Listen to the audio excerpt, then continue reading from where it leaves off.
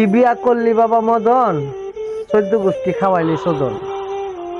কয় এটার মানে কি জানেননি? এক লোকে বউ দেখতে দেখতে মনে করেন ঘটককে হয়রান বানাই লিছে।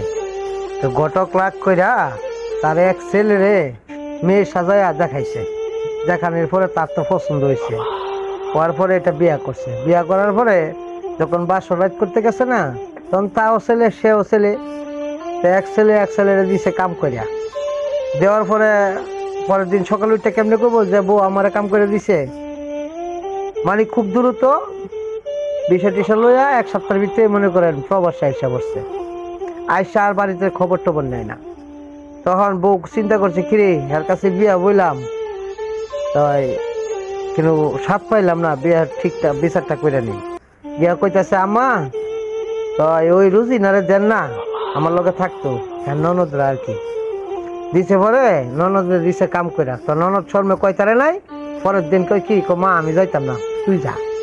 তো গিয়ে কইছে আম্মা ও ইয়া রুজিনা যেত যাইতো না, তো আমনি আয়েন। হের মা গেছে গেছে পরে দিছে হের মারে ফোন দেয়া।